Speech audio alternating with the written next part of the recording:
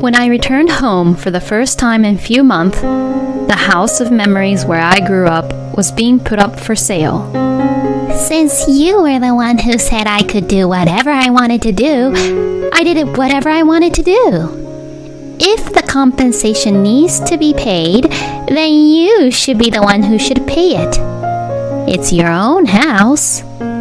Ha! This is my revenge because you continuously looked down on me because I was poor. Go to hell. My husband, Ken, and my mother-in-law, Lisa, who grew up poor, sold the house without my permission while I was away and got the money from selling the house. And they deliberately violated the contract and laughed at me, the owner of the house, to pay for the compensation which would occur due to this incident. But they had no idea of the consequences that was going to happen. Their selfish action was trampling on the feelings of not only me, but also to my parents. I'll never forgive them for what they have done. I have to pay because it's my house. Huh. Yeah, you better hurry up and pay. If you say that, then this house is not owned by me. Huh? And my husband, Ken, and my mother-in-law, Lisa, is going to hell because of what they did all on their own. I have been married to my husband, Ken, for 10 years. Ken and I have known each other since we were kids and have been together since we were young. We are in what is called a marriage in which I have a significantly higher socioeconomic status compared to Ken. I have lived with my parents, who are business owners, and I have lived comfortably. Ken, on the other hand, grew up in a single-parenthood family and didn't live a well-off life. Nevertheless, my parents and I were attracted to Ken's personality, so we never worried about his background. In fact, I think my parents had always loved him as if he were their own son. My parents decided to move into my father's other house to spend their retirement comfortably, so we are now living together in my parents' house where my parents used to live. This was also my parents' plan to support us as much as possible. We should officially change the ownership for the house's contract soon. After that, the rest is yours to do as you please. You're thinking of moving at some point, right? Maybe you can use the money for that. A few months ago, my father told me that he was going to give me the parents' house. The house was all well cared for and was not at all inconvenient to live in, but it was too big for us who had decided not to have children. I thanked my parents, and even though it was before the ownership change, I slowly proceeded to deal with the real estate company. Hey, Ken, I told you to fill out this form. If I don't submit it today, we won't make it in time. How can we sell the house without this? Oh, just write it down then. You're only overreacting. If you submit it today, you'll make it in time. You don't have to tell me every single time, Just do it on your own. Where did his kind and sincere personality go to? Since our marriage, Ken has become increasingly lazy and had left everything for me to do it. He routinely asks me to write very important documents on his behalf. If I refused, I would end up causing trouble to the family and thinking that if I do it, then everything would go peacefully, so I would just end up doing it myself. I wonder if he'd continue to treat me like a servant like this. We decided to sell the house we were currently living in together. We have also chosen a new house in a place that will be both beneficial for us. But I was worried about the future of my married life with Ken and spent my days wondering if this was the right thing to do or not. Then one day, I received a call that my parents had been seriously injured in a car accident, and I rushed to visit them at the hospital. Although my parents survived, they were diagnosed with a total recovery time of 6 months and would need someone to support them for about 3 months. I'll ask Ken. I'll ask my company too if I could adjust my work schedule as well. I'll be the one to support you both. I asked my husband if I could go home to my parents for an extended period of time while I supported them. To that, he said, It's okay, it's your thing. and he had easily agreed. But to be honest, his tone was more like he couldn't care less than being worried about my parents. Anyways, I could go support my parents now. But then, another problem arose in my mind. Would Ken be able to live all on his own while I'm gone? Ken is one of those people who can't do any house chores. He can probably manage to eat, but he's not able to wash his own clothes, and the idea of taking out the trash on a certain day of the week is never in his mind. I wouldn't want my house to become a garbage dump. I was a little hesitant, but I explained the situation to my mother-in-law, Lisa, and asked her to support Ken. Please feel free to use anything and do anything in the house as you like. Oh my, you're in a lot of trouble, aren't you, Mary? I'm sure your parents have enough money to hire someone to support them. Or are you just missing your own parents, Mary?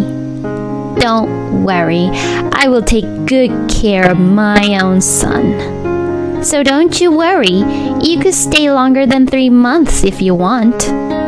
Lisa loves Ken very much, and probably sees me as the woman who took her son away from her. I was uncomfortable with the sarcasm that she would say to me whenever we had conversations like this. However, I thanked Lisa while suppressing my annoyed feelings because I knew that she was the only one who I could rely on at the moment. Then, I only got what I needed and headed to where my parents were. Every day was very hectic, and 3 months passed by so quickly, and I couldn't really be in touch with Ken properly. But it was worth it, and my parents were getting better day by day, and once life after the hospitalization had settled down, I was ready to go home. I got into the car and hurried home. Leaving the natural surroundings of the town behind, I made my way through to the familiar landscape and arrived at home. But what? The house was no longer the house I knew. A for sale sign was posted in front of the house, and the real estate agency which was listed on the sign was unfamiliar to me. What's going on? I panicked and called Ken.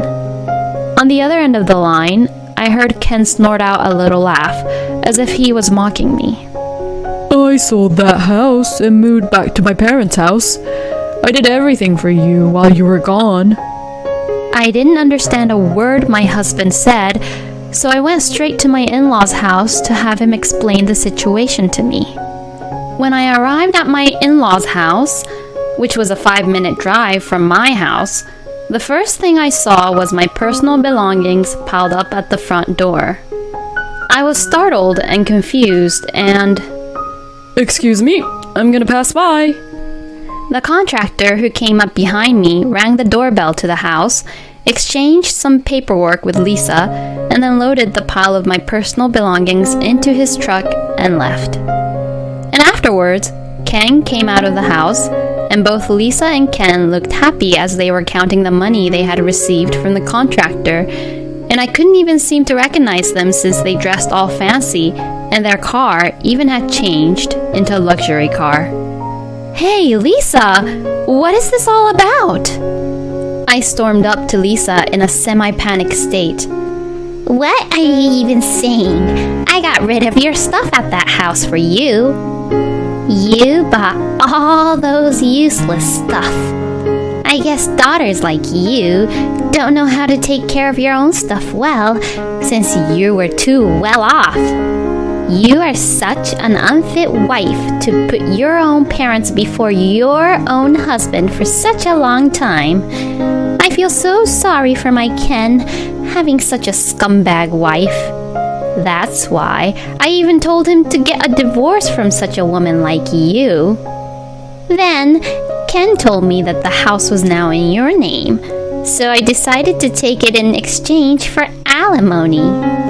I found a real estate company that would pay me a very good price for the house and sold it quickly. Since you were the one who said I could do whatever I wanted to do, I did whatever I wanted to do. Then Lisa showed me the contract she had with the real estate company, smiled condescendingly at me, and explained the whole story. The contract was dated about a month ago. But that house should have already been under a contract with another real estate company, right? And if it's my house, any contract without my signature would be invalid.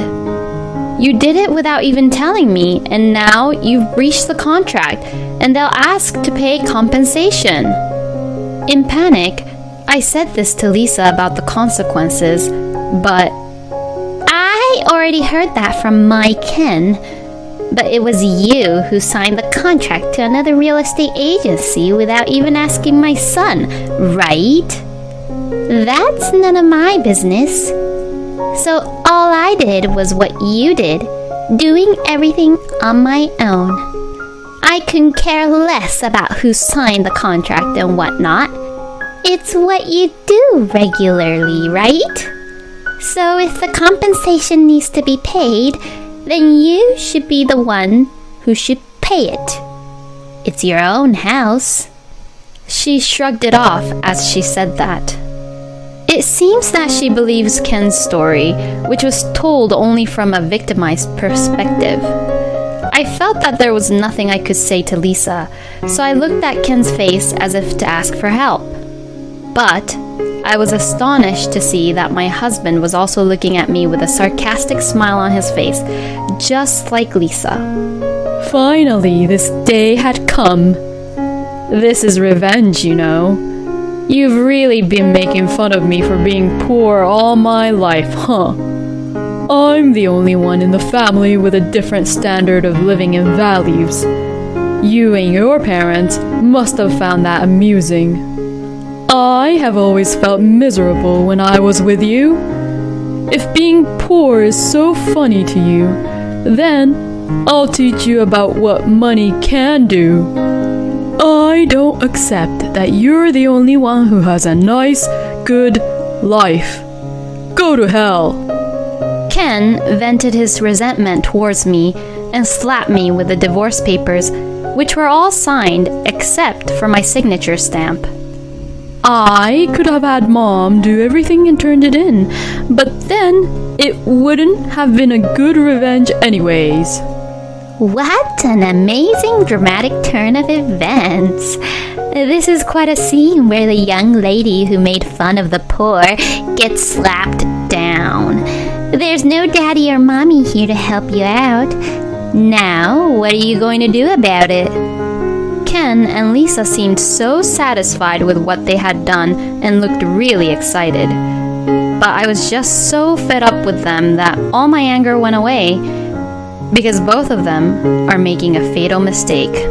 Look, I'm sorry to interrupt your very excited moment, but this house is not mine.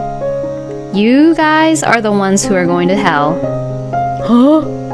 Huh? I've decided to reveal everything. There was no reason to cover for them anymore. I took out a document from my bag and showed it to them. This is the official registry of that house. As we talked on the phone the other day, the ownership name has been changed to Ken's name. As you know, with my parents' accident, the process has been delaying. But it changed just a week ago when you both agreed to sell the house. Huh? I didn't hear anything about this. Of course you didn't. I called you to check it if I should mail it to you, but you didn't even listen to me at all and just told me to take care of it. You probably don't even remember this, but I double confirmed it with you if it was alright or not. Ken stared at the registry document and looked at me in disbelief. How could it be Ken's?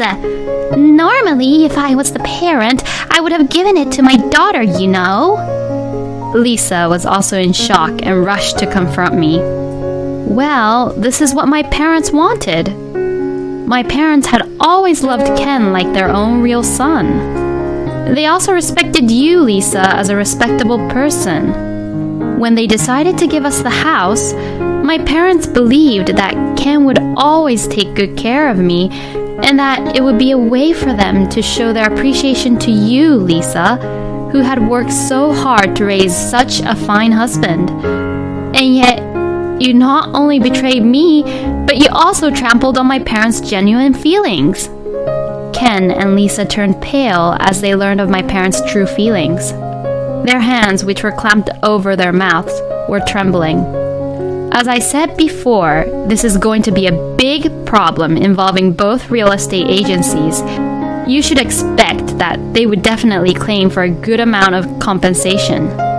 I will contact the real estate agency with whom I first signed the contract. So could you both just contact the real estate agency with whom you signed the contract on your own? I mean, I still can't believe that the real estate agency actually accepted your sloppy explanations and signed the contract. If you have an opinion, don't be a scum and do things like this, but say it to me earlier. It's not that you're poor because of money. You're poor because of your hearts. My tone became stronger and stronger, and finally I loudly accused both of them. And finally, I pulled out my cell phone to call the real estate agency, but... Wait a minute. This is not what I wanted. I was just sad because you left me. Anyway, let's work it out together as a married couple. Oh, I know. I could just buy the house that's on the market now and then call the old real estate agency about it, and we could just pretend that this never happened. You're rich, so can't you do that? Please. This whole thing started because of my mother. Ken, who had been with Lisa this whole time, changed sides and rubbed up against me in a panicking manner. He was probably trying his best to get me in a better mood, but he didn't seem to realize how selfish he sounded. Hey, Ken!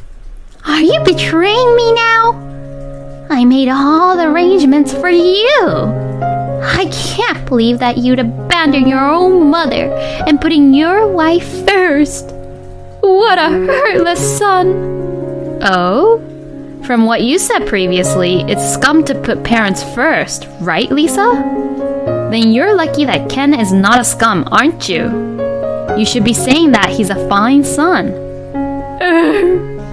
Lisa seemed indignant at her own son's betrayal, but her own comment that she made previously bit her back, and she was unable to say anything anymore. That's right. You're the most important person to me right now, Mary. I'm going to change my attitude once again and do my very best. So... Don't get me wrong. No one said anything about forgiving you. Seeing that I had gotten Lisa to quiet down, Ken happily took my hand, but I briskly brushed his hand away and glared at him coldly. I was already fed up with your laziness to begin with. Besides, when things like this go wrong, you tend to blame other people, huh? And you leave people to take care of your own problems, huh? How can I even trust you to change your attitude? Let me say it clearly. I'm not your secretary or your servant. If you are an adult, you should at least take responsibility for your own actions. You will pay for this for the rest of your life. You and Lisa, both of you. With that, I snatched the divorce papers from Ken's hand, stamped my signature on the spot, and left the two of them, who were both in a shock. After that, despite some troubles, the divorce from my ex-husband was successfully finalized. Ken and Lisa sued my family, claiming that they had just been cheated by my parents and that our family was responsible for compensation, but of course, they lost. As expected, they are now being held liable for compensation by both the real estate agencies, and I am told that they would have to pay a significant amount of money because of their malicious actions. On top of that, they seem to blame each other for each other's fault. And from this, it looks like that they will be at rock bottom for a long time. As for me, The company had arranged for me to continue working remotely so that I could support my parents. So, I'm going back to my parents' place and continuing to support them while I work. Honey, your bath is ready. Thank you. I'll wash the dishes, so you get in the bath first today. You must be tired after your rehab session. Well, then you should get in, Mary. I'll get in later. I also want to clean the bathtub after anyways, so you should get in and relax in the bath, Mom. My parents are still undergoing rehab from the accident, but they are still supporting each other and spending time together happily. I began to live with my parents for the first time in a long time, and seeing the two of them forever getting along with each other, I think to myself about this. After seeing my parents, I realized what was missing in my marriage with Ken. I think that it was respect and consideration for each other. There are things that I could have done to be more considerate, but thinking back, I don't believe that Ken and Lisa had any such feelings for me. At first, I was quite sad and frustrated by the divorce from Ken, but now I can say with confidence that it was for the best. If I ever meet someone again, I'll have to be very careful the next time. I hope I never have to worry my dad and mom again. I decided that I would definitely take the lessons I felt from the incident with Ken and Lisa and apply these experiences to the rest of my life. And I would also remember and never forget to thank my parents as I started my new life at a new place.